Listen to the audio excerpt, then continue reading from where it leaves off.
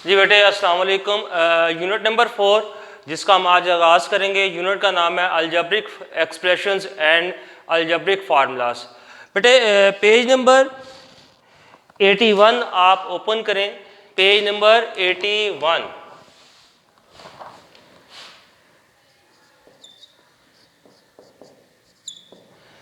इस पे बेटे फर्स्ट क्वेश्चन है, कल हमने कुछ डेफिनेशंस पढ़ी थी, आज उसी के अकॉर्डिंग जो है हम क्वेश्चन सॉल्व करेंगे। तो कल बेटे डेफिनेशन करवाने का मकसद ये था कि ताकि आप जो है आसानी के साथ जो क्वेश्चन है उनको सॉल्व कर सकें। तो फर्स्ट क्वेश्चन है, कहता है identify whether the following algebraic expression are polynomial. इसका आंसर आपने यस और नो में देना है। कहता है कि जो आपके पास गिवन अलजेब्रिक एक्सप्रेशंस हैं, क्या ये पॉलिनोमिनल इक्वेशंस हैं या नहीं है, इसका आंसर आपने बताना है यस और नो में। तो बेटे हम सारे जो पार्ट्स हैं इसके वो लिख लेते हैं। स्मार्ट सिलेबस के अकॉर्डिंग तो आपके इसके सिर्फ 2 ही पार्ट्स हैं, वो हैं, लेकिन प्रैक्टिस के तौर पे हम सारे ही करेंगे।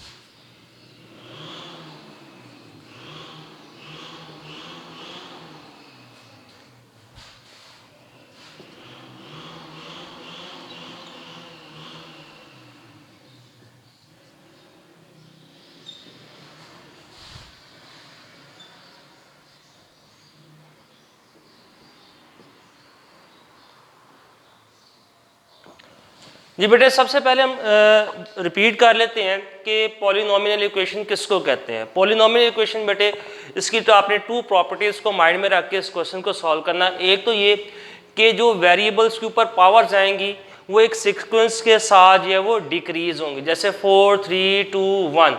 और इसकी जो मेन प्रॉपर्टीज़ हैं उसको आपने माइंड में रखना है। एक तो पावर जो है वो नेगेटिव कभी नहीं होगी, एक तो पावर क्या है नेगेटिव कभी नहीं होगी, और दूसरा जो है पावर जो है वो किस फॉर्म में होगी, होल नंबर की फॉर्म में होगी। होल नंबर कौन से होते हैं, 0 1 2 3 सो ऑन। ठीक है, तो मैं यहाँ पे बेटे लिख देता हूँ पॉलिनोमिनल इक्वेशन जो है, अब जब आपने देखना है इसकी क्या प्रॉपर्टीज थी। एक तो आपने इसमें देखना ये है कि जो पावर्स हैं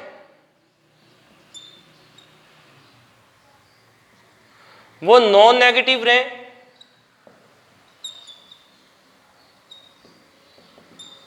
दूसरा आपने देखना है जो पावर्स हैं वो होल नंबर में रहें। ठीक है, होल नंबर का सेट आपको पता ही है बेटे क्या आता है, 0 1 2 3 सो ऑन। तो डिस्कस करते हैं बेटे दोबारा जो है फर्स्ट पार्ट है इसका। यहां पे देखें फर्स्ट पार्ट में अगर ये देखें बेटे x की पावर स्क्वायर है, लेकिन सेकंड देखें तो ये जो है रेसिप्रोकल फॉर्म में नंबर लिखा है 1/x, x की पावर 1 है। जब इसकी रेसिप्रोकल फॉर्म को हम खत्म करेंगे तो ये क्या हो जाएगी, x रेज़ टू पावर -1 हो जाएगी। तो इट्स मीन इसकी पावर जो है वो किस में चली गई है, नेगेटिव में चली गई है, होल नंबर नहीं है। तो ये हमारा जो है पॉलिनोमिनल इक्वेशन जो है वो बेटा नहीं है, इसका आंसर क्या हो जाएगा, नो। सेकंड पार्ट में देखें, फर्स्ट जो x की पावर क्यूब है, सेकंड जो है स्क्वायर, यहां तक तो बेटे होल नंबर्स आ रहे हैं। आगे जो है नेक्स्ट नंबर आ रहा है, अगर इसको देखें गौर करें तो ये हमारे पास जो है किस फॉर्म में आ जाएगा, यानी कि इसकी जो रेडिकल फॉर्म है जब इसको खत्म करेंगे तो पावर आ जाएगी 1/2। अभी इसको जब सॉल्व करेंगे तो फ्रैक्शन फॉर्म में चली जाएगी पावर्स। तो इट्स मीन जो फ्रैक्शन फॉर्म है हमारा होल नंबर नहीं होता, तो हम इसको कह सकते हैं ये पॉलिनोमिनल इक्वेशन हमारी नहीं है, नो। आगे बेटे थर्ड पार्ट को देखें तो इसमें देखें वेरिएबल की पावर स्क्वायर, वेरिएबल की पावर 1, और उसके बाद बेटे क्या आ रहा है, कांस्टेंट वैल्यूज आ रही है। एक सीक्वेंस के साथ जो पावर क्या आ रही है, डिक्रीज हो रही हैं, और जो वेरिएबल्स की पावर है वो किस में है, होल नंबर में है। तो ये हमारी बेटे क्या है, पॉलिनोमिनल इक्वेशन है। आगे बेटे देखें, ये जो फॉर्मेट आपके पास आ गया ये रैशनल एक्सप्रेशन का फॉर्मेट आ गया है, और इसमें देखें वेरिएबल्स जो हैं वो फ्रैक्शन की फॉर्म में है, लिखे हुए हैं, तो ये भी हमारे पास पॉलिनोमियल इक्वेशन नहीं है। जी बेटे, ये था हमारा क्वेश्चन नंबर 1 था, जिसको हमने कंप्लीट किया। इसमें से जो बोर्ड के अकॉर्डिंग आपके जो पार्ट्स हैं, पार्ट नंबर 2 और पार्ट नंबर 4 है, जो आपके स्मार्ट सिलेबस में इंक्लूड है। क्वेश्चन नंबर बेटे 2,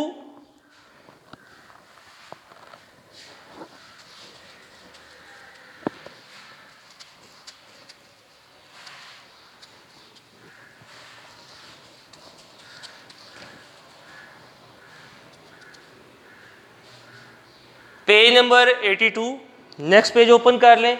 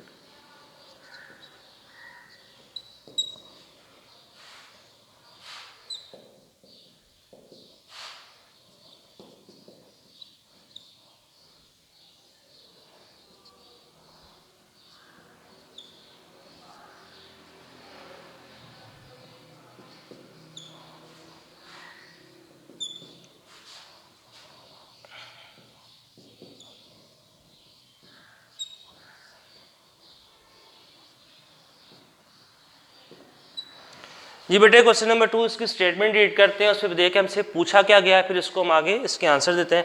कहते हैं state whether each of the following expression is a rational expression और नॉट। इसका भी आंसर आपने यस और नो में देना है, लेकिन इसमें पूछा गया क्या ये हमारे पास रैशनल एक्सप्रेशन है या नहीं।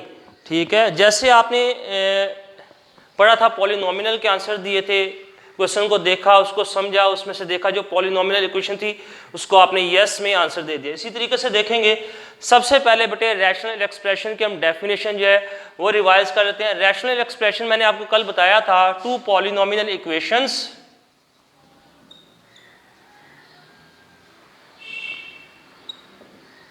जब two polynomial equation for example P of X, Q of X, ये आपके पास टू पॉलिनोमियल इक्वेशंस हैं, इनको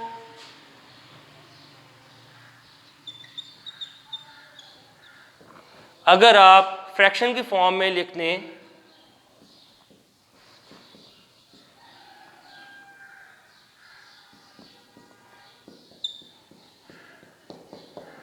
तो ये हमारे पास रैशनल एक्सप्रेशन बन जाएंगे। यानी टू पॉलिनोमिनल्स को आप फ्रैक्शन फॉर्म में लिख दें या सिंपल वर्ड में इक्वेशन की फॉर्म में लिख दें तो ये हमारा क्या बन जाएगा, रैशनल एक्सप्रेशन बन जाएगा। अब पॉलिनोमियल की डेफिनेशंस और उसको आप अच्छे तरीके से समझ गए होंगे कि पॉलिनोमियल इक्वेशंस की जो वेरिएबल्स की पावर आती है वो होल नंबर में हो और नॉन नेगेटिव हो। तो यहाँ पे देखते हैं बेटे, ये रेडिकल साइन के अंदर ही वेरिएबल आ रहा है, इसको जब रिमूव करेंगे तो ये इसकी पावर जो आ जाएगी 1/2 आ जाएगी। तो इसका मतलब जो है ये अलजेब्रिक एक्सप्रेशन तो है लेकिन रैशनल एक्सप्रेशन नहीं होगी। तो इसका आंसर बेटे क्या है, नो। आगे सेकंड देखें तो x की पावर क्यूब है, फिर स्क्वायर आ गई, लास्ट में कांस्टेंट वैल्यू। नीचे देखें x की पावर स्क्वायर है, पावर लीनियर आ गई, फिर कांस्टेंट आ गई। दोनों ही यानी न्यूमिनेटर में भी पॉलिनोमियल इक्वेशन है और डिनोमिनेटर में भी जो है पॉलिनोमियल इक्वेशन लिखी हुई है और दोनों फ्रैक्शन फॉर्म में है। इट्स मीन ये जो है हमारी जो है रैशनल एक्सप्रेशन है। तो इसका आंसर क्या आ जाएगा, यस। इसी तरीके से थर्ड पार्ट को देखते हैं तो यहाँ पे भी x की पावर स्क्वायर है, 1 है, फिर कांस्टेंट है, x की पावर स्क्वायर है और उसके बाद कांस्टेंट वैल्यू आ रही है। दोनों ही एक्सप्रेशन जो है बेटे पॉलिनोमियल है, तो हम इसको भी कह सकते हैं कि ये हमारी क्या है, रैशनल एक्सप्रेशन है, यस। अच्छा, इधर देखे बेटे, इसमें भी वही कंडीशन आ गई फर्स्ट क्वेश्चन वाली। इसमें जो वेरिएबल है रेडिकल साइन के अंदर आ रहा है, जब रेडिकल साइन को हम रिमूव करते हैं पावर 1/2 में चला जाएगा तो पॉलिनोमियल इक्वेशन में पावर जो होती है बेटे वो होल नंबर में होती है। इट्स मीन ये हमारी जो है पॉलिनोमियल इक्वेशंस नहीं है, तो हम इसको रैशनल एक्सप्रेशन भी नहीं कह सकते। ये इसका आंसर क्या आ जाएगा? नो। ये था बेटा क्वेश्चन नंबर 2, जिसको हमने क्या किया है आज कंप्लीट किया। क्वेश्चन नंबर 1 और 2 कर लिए। अब इसके बाद आते हैं क्वेश्चन नंबर 3 की तरफ। बेटे क्वेश्चन नंबर 2 में भी जो हमने किए हैं, इसमें से आपके स्मार्ट सिलेबस के अकॉर्डिंग जो 2 ही पार्ट हैं, 1 और 3 हैं, जिसको आपने करनी है। लेकिन बाकी पार्ट जो है प्रैक्टिस के तौर पे आपको बता दी, आपने इसको अच्छे तरीके से जो है करना है। अच्छा, इसके साथ साथ आपको एक असाइनमेंट के तौर पे चीज़ बताता हूँ, आपने उसको प्रैक्टिस में करना है। पेज नंबर 77 यहाँ पे लिखा है सेल्फ टेस्टिंग। इसमें ये आपने पॉलिनोमियल और नॉट पॉलिनोमियल का बताना है। पेज नंबर 77 पे कुछ क्वेश्चंस लिखे हैं, नीचे स्टेटमेंट्स हैं, इसको आपने बताना क्या ये जो स्टेटमेंट्स हैं पॉलिनोमियल हैं या नहीं है। पेज नंबर बेटा 77 पे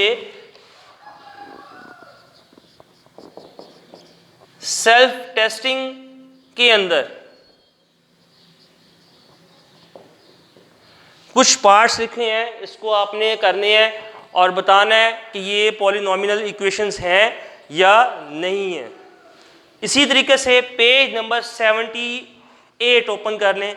इसमें आपने रैशनल एक्सप्रेशन के हवाले से बताना है कि ये इनमें से रैशनल एक्सप्रेशन कौन कौन सी है और कौन सी नहीं है। पेज नंबर 78, ये 2 पेज आपको मैंने बताया है।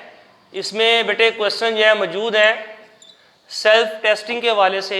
4 पार्ट्स हैं, इसको आपने देख के जो है बताना है। फर्स्ट में जो आपको बताया 77 पे मौजूद है, उसमें आपने बताना है कि पॉलिनोमियल इक्वेशन है या नहीं है। और जो 78 पेज है, इसमें आपने बताना है कि रैशनल एक्सप्रेशन है या नहीं है। ये बेटे क्वेश्चन नंबर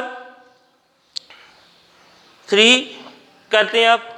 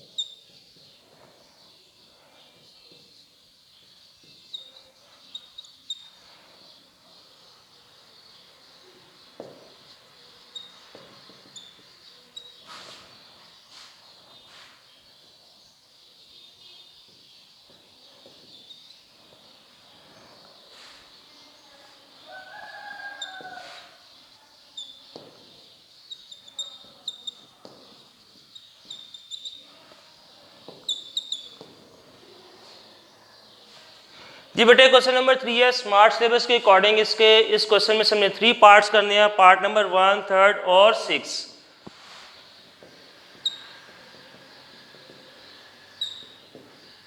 ये पार्ट जो हमारे बेटे सिलेबस में इंक्लूड है, इसको हम सॉल्व करेंगे। और इस क्वेश्चन में हमने करना क्या, पहले उसको डिस्कस कर ले। कहता है रिड्यूस द रैशनल एक्सप्रेशन।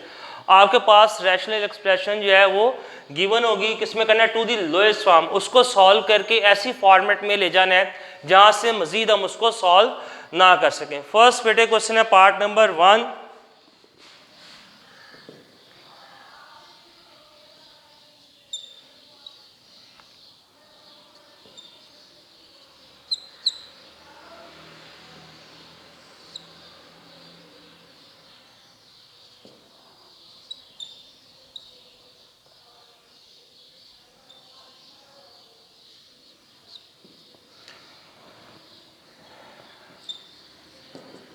जी बेटे फर्स्ट पार्ट है आपके पास न्यूमिनेटर में और डिनोमिनेटर में वैल्यूज़ गिवन है। अब इसको हम 2-3 पैटर्न के साथ इसको सॉल्व कर सकते हैं। जो सबसे आसान है उसके साथ देखते हैं बेटे।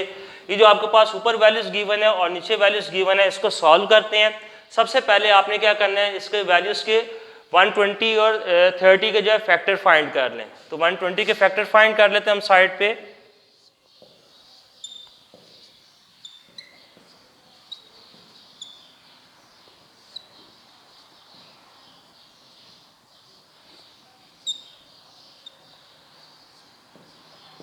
ये हमने फैक्टर फाइंड कर लिए। इसी तरीके से 30 के भी बीच में हमें पता चल जाएंगे फैक्टर क्या होंगे। बेटे राइट कर लेते हैं, 120 की जगह पे इसके फैक्टर लिख लेंगे।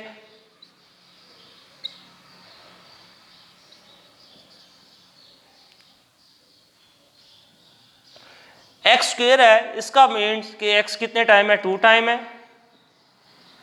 वाई क्यूब है, इसका मतलब है वाई कितने टाइम है, 3 टाइम है। जी की रेज़ टू पावर 5 है,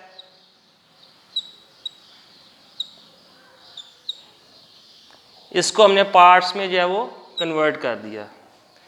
इसी तरीके से 30 के फैक्टर हम फाइंड कर चुके हैं। ये आ जाएगा 2, 3, 5। उसके बाद एक्स क्यूब है, एक्स 3 टाइम है, वाई की पावर 1 है, जी की पावर स्क्वायर है। अब बेटे ये देखें, ये कैंसिल कर देंगे ऊपर नीचे। एक्स 3 टाइम है, कट हो जाएगा, वाई कट हो जाएगा। कटिंग करने के बाद जो वैल्यूज हमारे पास बच जाएंगी उसको लिख लेंगे, वही हमारा इस क्वेश्चन का क्या होगा, आंसर होगा। तो बेटे ये 2 टाइम 2 बचा था, इसको मल्टीप्लाई कर देंगे, 2 मल्टीप्लाई बाय 2, तो ये क्या आ जाएगा, और नीचे से कोई कांस्टेंट वैल्यूज नहीं बची, तो ये आ जाएगा बेटे हमारे पास 4 आ जाएगा। और ऊपर से देखते हैं एक्स कोई नहीं बचा, वाई जो है वो कितने टाइम बचा, 2 टाइम बचा, तो हम लिखेंगे वाई स्क्वायर। उसके बाद जी भी हमारे पास कितने टाइम बचा है, 3 टाइम बचा है, तो हम लिखेंगे जी रेज़ टू पावर क्यूब। नीचे देखते हैं हमारे पास बेटे जो है एक सिंगल है, कटिंग करने के बाद एक्स ही डिनोमिनेटर में बचा है, इसको लिख लेंगे। ये इस क्वेश्चन का बेटे क्या है, आंसर है।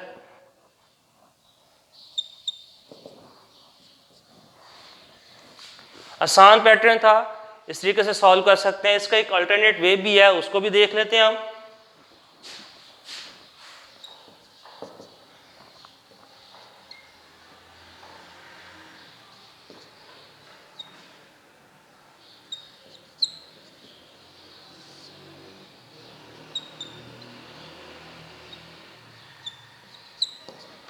तो बेटे अल्टरनेट वे में हम इसको इस तरीके से कर सकते हैं, यहाँ पे नीचे 30 है तो ऊपर फैक्टर फाइंड कर लिया, यानी 4 मल्टीप्लाई बाय 30 करेंगे तो 120 आ जाएगा। फैक्टर फाइंड कर लिया, इसकी वैसे ही आप कटिंग कर सकते हैं, 0 0 से कट जाएगा, 3 1 3, 3 4 12, ठीक है। तो यहाँ पे लिख लेंगे 4 मल्टीप्लाई बाय 30, नीचे 30 है। अच्छा, उसके बाद आपने लॉ ऑफ एक्सपोनेंट अप्लाई करना है, जैसे कि आपने चैप्टर 2 में सीखा था, वही चीज़ हम यहाँ पे अप्लाई करेंगे। बेसिस सेम है, दोनों की पावर्स को देखेंगे, छोटी पावर को बड़ी की तरफ मूव कर लेंगे और जो बेस है उसको 1 टाइम मूव लिखेंगे। अच्छा, जब डिवीजन फॉर्म में हो तो पावर जो है, जो भी पावर जिसकी तरफ बड़ी की पावर की तरफ मूव करेगी तो वो क्या आ जाएगी, नेगेटिव हो जाएगी। बेटे देखें, x की पावर नीचे डिनोमिनेटर में क्यूब है, ऊपर स्क्वायर है, मीन ऊपर जो न्यूमिनेटर में x की पावर है वो स्क्वायर है, वो छोटी है, इसको मूव कर लेंगे नीचे की तरफ, तो नीचे जाके क्या आ जाएगी, माइनस हो जाएगी। अब यहाँ पे देखें बेटे, y की पावर 1 है, डिनोमिनेटर में जो पावर है 1 है, न्यूमिनेटर में y की पावर क्यूब है। जो डिनोमिनेटर में y की पावर है छोटी है, इसको हम ऊपर मूव कर लेंगे, बेस को बेटे 1 टाइम लिखेंगे, नीचे वाली पावर ऊपर जाके क्या आ जाएगी, माइनस हो जाएगी। इसी तरीके से z की पावर्स को हम देखेंगे, z की जो पावर है ऊपर बेटे 5 है, नीचे स्क्वायर है, इट्स मीन जो न्यूमिनेटर में z की पावर है वो ग्रेटर है, तो डिनोमिनेटर में जो पावर है इसको बड़ी की पावर की तरफ मूव करेंगे, साइन नेगेटिव आ जाएगा। अब हम इसको सॉल्व कर लेंगे बेटा, ये 30 से कट हो गया, 4 बच गया। उसके बाद जो है इसको सॉल्व करेंगे, 3 - 1 2 आ जाएगा, आगे z 5 - 2 3 आ गया, नीचे बेटे आ जाएगा 3 - 2, तो x की पावर क्या आ जाएगी, 1। तो ये देखें हमने दोनों सॉल्व किए, आंसर जो है बेटे दोनों के साथ सेम ही है, ठीक है। आप इस पैटर्न के साथ सॉल्व कर लें या जो पहले पैटर्न के है उसके साथ सॉल्व कर लें, आंसर सेम ही आएगा। इसमें मैंने ब्रेक किया था, 4 को 30 के साथ ब्रेक करने के बाद कटिंग कर ली, आप इसको वैसे भी डायरेक्ट भी इसकी कटिंग कर सकते हैं। ये था बेटा क्वेश्चन नंबर 3 का था, फर्स्ट पार्ट किया था, इसके आपको मैंने 2 वे से बताया कि किस तरीके से हम सॉल्व कर सकते हैं। सेकंड वे इसको एक दफ़ा दोबारा रिपीट कर देता हूँ। फर्स्ट जो है इसमें क्या किया था बेटे 120 के हमने फैक्टर फाइंड कर लिया 2, जैसे 4 मल्टीप्लाई बाय 30 तो आता है 120 नीचे 30 ही है, तो हमने लिखा रहने दिया। उसके बाद जो है बेसिस को देखा, बेसिस को हम वन टाइम लिखते हैं, जैसे लॉ ऑफ एक्सपोनेंट में है, छोटी पावर को बड़ी की तरफ मूव कर लेंगे।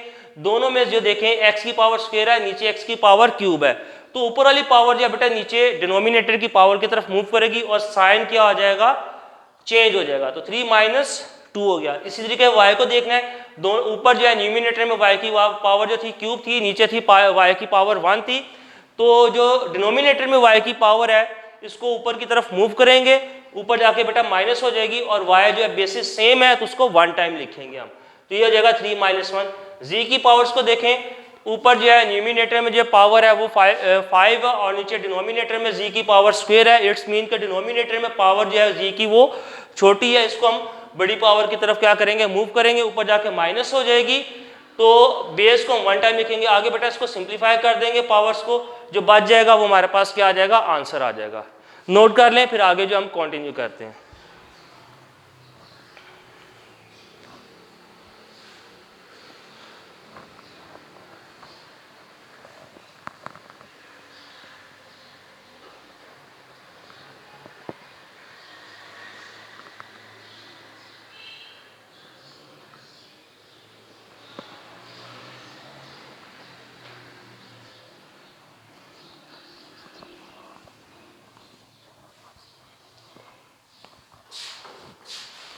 जी बेटे ये था हमारा आज का लेक्चर जो इख्तिताम हुआ। इंशाल्लाह कल आपसे दोबारा मुलाकात होगी। क्वेश्चन नंबर 3 ही हम कंटिन्यू करेंगे और इससे आगे ऑनवर्ड एक्सरसाइज के जो क्वेश्चन है उसको डिस्कस करेंगे।